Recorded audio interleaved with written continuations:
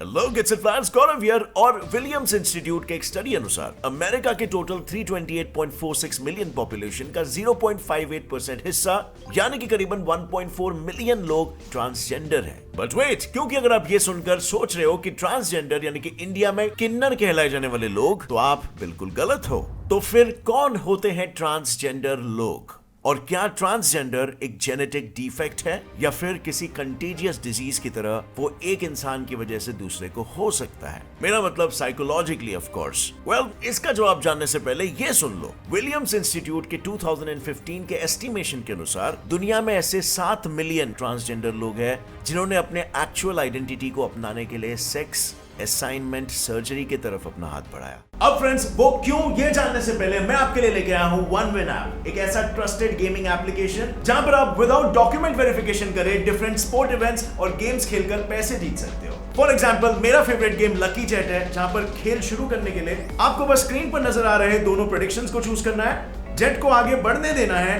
और बस आपके पिकअप ऑप्शन चूज करने पर प्रेडिक्शन से जीते हुए पैसे आपके, और आपके इन्हीं जीते हुए पैसों को आप जब चाहे से विड्रॉ कर सकते हो। But of course play responsibly. तो अगर आप भी इस गेम को खेलना चाहते हो तो नीचे डिस्क्रिप्शन लिंक पे क्लिक करके इसे रजिस्टर करो। रजिस्टर करते वक्त कोड प्रोमो यूज करना मत भूलना फॉर बेनिफिट्स। और खेल का मजा उठाने के लिए आपको इसे सीख कर खेलना चाहिए, जो आप कर सकते हो इनके टेलीग्राम ग्रुप में, जहां पर आपको फ्री ट्रेनिंग मिलेगी। And now coming back to the topic, so इस सेक्स असाइनमेंट सर्जरी में आखिर ऐसा क्या होता है जो इन्हें अपने बारे में ज्यादा कंफर्टेबल फील कराता है? वेल, सवाल है बहुत सारे और है बहुत ही गहरे। शुरू करते हैं अपना investigation in today's wonderful video. Transgender लोग बायोलॉजिकली होते कैसे हैं? साल 1882 वेगनर फैमिली में एक अलग खुशी फैली हुई थी क्योंकि घर में बेटे का जन्म हुआ था। आइनर वेगनर, जो बचपन से साइलेंट और इंट्रोवर्ट था क्योंकि उसे लगता था कि उसका नाजुक और नॉन फाइटिंग बिहेवियर उसे सोसाइटी से अलग करता है। जब 1905 में अपनी आर्ट्स की पढ़ाई करने के लिए उसने रॉयल डैनिश एकेडमी में एडमिशन लिया, तब उसे जेडा गॉटलिएब से प्यार हो गया और फिर उसने शादी कर ली। शादी के बाद सोसाइटी द्वारा बनाए गए नॉर्म से उसने सिस्टम में फिट होने की बहुत कोशिश की, लेकिन बार बार उसे ये लगता था कि वो किसी और के बॉडी में बंधा हुआ है, और इस अनकंफर्ट से बेहाल वो डिप्रेशन में जाने लगा और उसके पास और कोई रास्ता नहीं बचा सेक्स रीअसाइनमेंट सर्जरी के अलावा। अपनी खुशी के आगे बिना कुछ ज्यादा सोचे उसने खुद को आइनर वेगनर से लिली एलबी में चेंज कर दिया, जिससे वो दुनिया की सबसे पहली ट्रांसजेंडर वुमेन के रूप में फेमस हो गया या हो गई। ये बात आज से 92 इयर्स पुरानी है, लेकिन आज भी कई लोगों को ये नहीं पता कि ट्रांसजेंडर होते क्या है। तो आखिर क्या होते हैं ट्रांसजेंडर्स? वेल, डेफिनेशन के अनुसार ट्रांसजेंडर एक ऐसा स्टेट है जिसमें पर्सन के बर्थ के समय दिया गया जेंडर उनके फिजिकल सेक्स और जेंडर के साथ मेल नहीं खाता। लेकिन ट्रांसजेंडर लोग इस जेंडर आइडेंटिटी के अलावा जेंडर एक्सप्रेशन यानी कि जिस तरीके से वो ड्रेस और एक्ट करना पसंद करते हैं और उनके सेक्सुअल ओरिएंटेशन क्या है, इन चीजों में भी डाइवर्स हो सकते हैं। बट जैसे मैंने आपको पहले कहा, इंडिया में माने जाने वाले किन्नर ट्रांसजेंडर नहीं होते, क्योंकि ट्रांसजेंडर एक ऐसा स्टेट है जिसमें आप ऑपोजिट जेंडर के बॉडी में ट्रैप हो ऐसा फील करते हो। उसी जगह किन्नर एक ऐसा पर्सन है जिसमें मेल और फीमेल दोनों के फीचर्स और इमोशंस होते हैं। किन्नर के इस कंडीशन को मेडिकली ट्रू हर्माफ्रोडिटिज्म कहा जाता है, जो नेशनल लाइब्रेरी ऑफ मेडिसिन के केस रिपोर्ट अनुसार इतना रेयर डिसऑर्डर है कि दुनिया में ऐसे सिर्फ 5% ही लोग मौजूद है। ट्रांसजेंडर लोग अपने पसंद के किसी भी जेंडर के साथ सेक्सुअल रिलेशनशिप रख सकते हैं, यानी कि वो हेटेरोसेक्सुअल, होमोसेक्सुअल, बायसेक्सुअल, पैनसेक्सुअल, पॉलीसेक्सुअल और एसेक्सुअल भी हो सकते हैं। लेकिन इंडियन किन्नर्स में ऐसा नहीं होता। वो लोग एक दूसरे के साथ या फिर किसी मेल के साथ फिजिकल संबंध रख सकते हैं, क्योंकि इंडिया में रहने वाले किन्नर खुद को फीमेल मानते हैं, और इसीलिए तो किन्नर में इनिशियल स्टेज पर निर्वाण नाम का रिलीजियस एक्ट परफॉर्म किया जाता है, which is nothing but removal of male reproductive organs. किन्नर्स को इंडिया में बहुत माना जाता है और इसीलिए इंडिया में उन्हें थर्ड जेंडर, ऐसी जेंडर आइडेंटिटी भी प्रोवाइड की जाती है। इंडिया को छोड़ के Nepal, Pakistan, Bangladesh, Germany, New Zealand, Thailand और ऑस्ट्रेलिया जैसे कई देशों में थर्ड जेंडर को एक्सेप्ट किया जाता है, लेकिन उसी जगह ट्रांसजेंडर लोगों की हालत कुछ और ही है। विलियम्स इंस्टीट्यूट के स्टडी अनुसार यूनाइटेड स्टेट्स में 1.4 मिलियन ऐसे एडल्ट्स हैं जो ट्रांसजेंडर आइडेंटिफाई होते हैं, यानी कि अमेरिका की 0.58% पॉपुलेशन। पर इनमें से आधे से ज्यादा लोग सोसाइटी के सामने बाहर नहीं आ पाते। क्योंकि कई सारे देश ट्रांसजेंडर के आइडिया से ही सहमत नहीं है, जैसे कि यूरोप के 36 देशों में एक ट्रांसजेंडर पर्सन को कानूनी रूप से लीगली रिकॉग्नाइज होने के लिए मेंटल हेल्थ डायग्नोसिस से गुजरना पड़ता है। लेकिन ये तो कुछ भी नहीं है। 20 यूरोपियन कंट्रीज में तो ट्रांसजेंडर लोगों को रिकॉग्निशन के लिए स्टेरिलाइजेशन की जरूरत पड़ती है। Absurd, right? सोसाइटी के ऐसे ट्रांसफोबिक बिहेवियर की वजह से ट्रांसजेंडर लोगों को सेक्स रीअसाइनमेंट सर्जरी की तरफ अपना हाथ बढ़ाना एक वायबल ऑप्शन दिखाई देता है। अप्रैल 2015 के विलियम इंस्टीट्यूट के एस्टिमेशन के अनुसार 7 मिलियन ऐसे लोग हैं जो ट्रांसजेंडर है और अपने एक्चुअल जेंडर आइडेंटिटी को अपनाने के लिए सेक्स रीअसाइनमेंट सर्जरी को अपनाते हैं। अब ये सेक्स रीअसाइनमेंट सर्जरी क्या होती है? उसके बारे में जानने के लिए हमें ट्रांसजेंडर लोगों के जेनेटिकल स्ट्रक्चर को समझना होगा। तो देखो, human genetics and genetics counselling इस स्टैनफोर्ड एमएस प्रोग्राम के स्टूडेंट टिफनी गुयन के अनुसार बायोलॉजिकल सेक्स और जेंडर आइडेंटिटी सेम नहीं होती। बायोलॉजिकल सेक्स यानी कि हमारे बॉडी के फिजिकल फीचर्स और एनाटॉमी, उसी जगह gender identity means someone's sense of being, जो प्योरली साइकोलॉजिकल होता है और जो स्टेट मेल फीमेल या फिर इन दोनों के बीच अलाइन हो सकता है। अब सेक्स रीअसाइनमेंट सर्जरी से पर्सन की एनाटॉमी तो चेंज हो जाती है, लेकिन उसके जेनेटिक्स में कोई चेंज नहीं होता। Confusing, right? चलो इसे थोड़ा और गहराई से समझते हैं। हर एक इंसान के पास 23 पेयर्स ऑफ जेनेटिक इंस्ट्रक्शंस होते हैं जिनके साथ वो पैदा होते हैं और इन्हें हम क्रोमोसोम्स कहते हैं। इन्हीं क्रोमोसोम्स की वजह से हमारे हेयर कलर, आई कलर जैसे एट्रीब्यूट्स डिसाइड होते हैं। इन पेयर्स में फीमेल जेंडर के लिए XX और मेल जेंडर के लिए XY क्रोमोसोम्स होते हैं और इसका मतलब अगर XX क्रोमोसोम्स है तो आपकी बॉडी में फीमेल पार्ट्स लेके आप बॉर्न होगे और अगर XY क्रोमोसोम्स है तो मेल पार्ट्स लेके बर्थ होगा। अब 99% से ज्यादा पॉपुलेशन सिसजेंडर होती है, यानी ऐसी पॉपुलेशन जिनका बायोलॉजिकल सेक्स और जेंडर आइडेंटिटी सेम होता है। लेकिन यूनिवर्सिटी ऑफ वॉशिंगटन के डेवलपमेंटल साइकोलॉजिस्ट क्रिस्टीना ऑल्सन के अनुसार रेयर केसेस में प्रेगनेंसी के समय कुछ जेनेटिक कॉम्प्लिकेशंस हो सकते हैं। यूजुअली XX वाला पर्सन ओवरीज डेवलप करता है और XY person testis,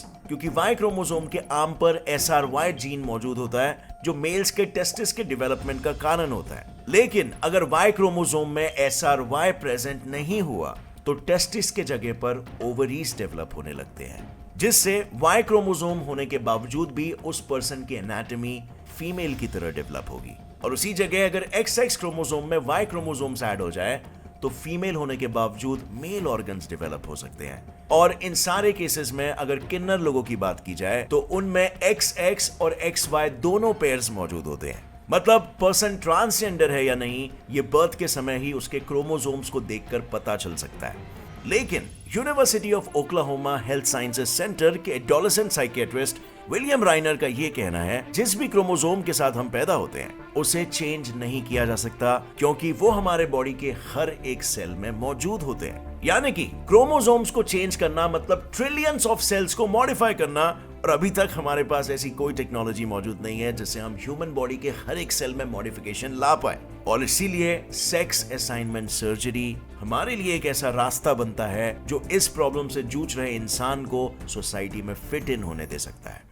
gender reassignment 3 steps में किया जाता है। सबसे पहला है mental health evaluation. President of the world professional association for transgender health Jameson green का ये कहना है कि सर्जरी में जाने से पहले सारे पेशेंट्स को साइकोलॉजिस्ट या फिर किसी मेंटल हेल्थ प्रोफेशनल की सलाह लेना कंपलसरी होता है, जिसमें थेरेपिस्ट पेशेंट से कंफर्म कर लेगा कि कहीं उन्हें जेंडर डिस्फोरिया तो नहीं है। जेंडर डिस्फोरिया एक ऐसा डिसऑर्डर है जिसमें पर्सन को ऐसा लगता है कि वो ऑपोजिट सेक्स के होने चाहिए और उसके चलते वो डिप्रेशन में चले जाते हैं। उसके बाद थेरेपिस्ट एप्लीकेंट को जेंडर रीअसाइनमेंट में मौजूद रिस्क और लिमिटेशंस के बारे में बताते हैं, उन्हें एजुकेट करते हैं। अगर इन सारे प्रोसीजर से वो पास हो जाते हैं तो फिर उन्हें एंडोक्रिनोलॉजिस्ट या फिर हार्मोन स्पेशलिस्ट को रेफर किया जाता है। Step number 2, hormone therapy. Gender reassignment या फिर एफर्मेशन सर्जरी से पहले पेशेंट को हार्मोन थेरेपी से गुजरना पड़ता है, क्योंकि हार्मोन थेरेपी पर्सन के सेकेंडरी सेक्सुअल कैरेक्टरिस्टिक्स जैसे कि बॉडी हेयर, मसल मास और ब्रेस्ट साइज इनको चेंज करने में हेल्प करती है। विमेन जो ट्रांस मेल में कन्वर्ट होना चाहती है उन्हें एंड्रोजेंस जैसे कि मेल हार्मोन टेस्टोस्टेरोन से इंट्रोड्यूस किया जाता है, जिसकी वजह से उनमें डीप वॉइस, मसल्स और स्ट्रेंथ एनहांसमेंट, फेशियल और बॉडी हेयर्स की ग्रोथ, मैस्कुलिनाइज्ड जॉ लाइन और क्लिटोरल एनलार्जमेंट होता है, जिससे वो ज्यादा मैस्कुलिन दिखने लगते हैं। उसी जगह मेल्स जो ट्रांस फीमेल में खुद को चेंज करना चाहते हैं, उन्हें फीमेल हार्मोन से ट्रीट किया जाता है, एस्ट्रोजन और प्रोजेस्टेरॉन बेस्ड, जिससे उनमें मसल मास और स्ट्रेंथ में डिक्रीज होता है, बॉडी फैट रीडिस्ट्रीब्यूशन होता है, ब्रेस्ट टिश्यूज इंक्रीज होते हैं, बॉडी और फेशियल हेयर की ग्रोथ कम होती है और टेस्टोस्टेरॉन के लेवल्स ड्रॉप होने लगते हैं, और इस वजह से फिजिकली वो फेमिनिन फीचर्स डेवलप करने लगते हैं। लेकिन ये प्रोसेस थोड़ी लंबी हो सकती है, क्योंकि फिलाडेल्फिया सेंटर की ट्रांसजेंडर सर्जन शर्मन लीज, इनके अनुसार कुछ चेंजेस एक मंथ में ही हो सकते हैं, तो कुछ चेंजेस के लिए 5 साल तक लग सकता है। एग्जाम्पल के लिए ट्रांस फीमेल्स को उनके ब्रेस्ट साइज के बड़े होने के लिए कम से कम 2 से 3 साल लग जाते हैं। लेकिन फायदे के साथ साथ हार्मोन थेरेपी के कई सारे रिस्क भी है। Hormone therapy high blood pressure, weight gain, sleep apnoea, elevated liver enzymes, heart diseases, infertility, brain के पिट्यूटरी ग्लैंड में ट्यूमर, ब्लड क्लॉट्स और दूसरे सीरियस कंडीशंस का कारण भी बन सकती है, जिसकी वजह से थेरेपिस्ट को पेशेंट हार्मोन थेरेपी के लिए मेंटली और फिजिकली रेडी और हेल्दी है या नहीं, वो हमेशा चेक करना पड़ता है। Step number 3, surgery. Sex reassignment surgery के पूरे प्रोसीजर की कॉस्ट $10,000 से भी ज्यादा हो सकती है, यानी कि 70 से 75 लाख रुपए, जिसमें by the way insurance claim मौजूद नहीं होता, जिसकी वजह से 75% ट्रांसजेंडर लोग सर्जरी को कभी परस्यू ही नहीं करना चाहते। और इसका एक दूसरा रीजन भी है, ज्यादातर लोग हार्मोन थेरेपी से आने वाले चेंजेस में ही सेटिस्फाइड हो जाते हैं। हार्मोन थेरेपी से उनके डिस्फोरिया का डिप्रेशन काफी हद तक ठीक हो जाता है, और इसीलिए जो लोग इस थेरेपी से भी खुश नहीं है, वही लोग सर्जरी के ऑप्शन को चुनते हैं। लेकिन फिर भी जिसे हार्मोन थेरेपी को स्किप करना है और डायरेक्टली सर्जरी में जाना है, तो वो नहीं हो सकता, क्योंकि गाइडलाइंस के हिसाब से किसी भी पर्सन को जेनिटल रीअसाइनमेंट सर्जरी लेने से पहले कम से कम 12 मंथ्स तक हार्मोन थेरेपी लेनी ही पड़ती है। नेशनल लाइब्रेरी ऑफ मेडिसिन के रिपोर्ट अनुसार ट्रांस मेल के सर्जरी में सबसे पहले उनके ब्रेस्ट को रिमूव कर दिया जाता है, जिसे मैस्टेक्टोमी कहते हैं, जिसके बाद मेल जेनिटल ऑर्गन को बनाने के लिए क्लिटोरिस को पीनस में कन्वर्ट किया जाता है, जिसे मेटोडियोप्लास्टी या फिर नियोपीनस सर्जरी भी कहा जाता है। इस प्रोसीजर में सर्जन ट्रांस मेल के वेजाइना को रिमूव करके यूरिथ्रा के ओपनिंग को नियोपीनस के आउटर ओपनिंग तक एक्सटेंड करता है, ताकि ट्रांस मेल खड़े होकर यूरिनेट कर सके।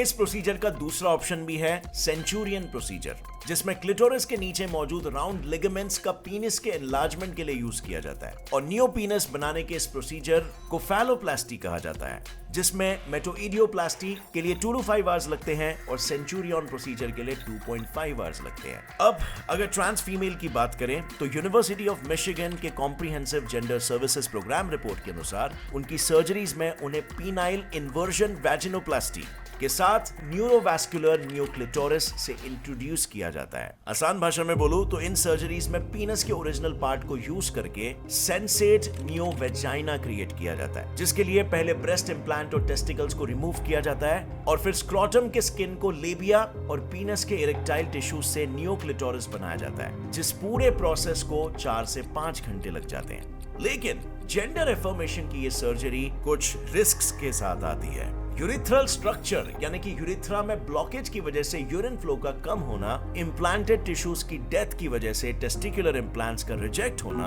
और इन सब के अलावा इन्फेक्शन, ब्लीडिंग, एनेस्थेटिक रिएक्शंस या इवन रिजल्ट से डिससैटिस्फैक्शन, जेंडर चेंजर्स को इन सभी कॉम्प्लिकेशंस का सामना करना पड़ सकता है। बट कुछ लोगों के केसेस में this risk is definitely worth their mental health, और ऐसा कई सारे ट्रांसजेंडर्स का कहना भी होता है। सो फ्रेंड्स, ये सब देख के कभी कभार ऐसा लगता है कि शायद हम जैसे हैं नॉर्मल, हमें उसके लिए ही कितना ग्रेटफुल होना चाहिए, राइट? मतलब नॉर्मल होना ही काइंड ऑफ एक सुपर पावर है जिसे अप्रिशिएट करना चाहिए, and you have to make the most out of it. So कैसा लगा आपको ट्रांसजेंडर की लाइफ के बारे में जान के? अगर इससे कुछ भी नया सीखने मिला, एक लाइक जरूर ठोकना, और जितना हो सके इस वीडियो को शेयर करो सभी लोगों के साथ, ताकि लोगों में इसको लेके अवेयरनेस फैले, क्योंकि ये अवेयरनेस होना बहुत जरूरी है। अगर नए हो इस चैनल पर तो अभी सब्सक्राइब करो, क्योंकि ऐसे ही इंटरेस्टिंग और नॉलेजेबल वीडियोस आपको यहाँ पर रेगुलरली देखने मिलेगा, जो आपके ज्ञान को बढ़ाएगा। So see you in next one. Till then, as always, stay curious, keep learning and keep growing. जय हिंद।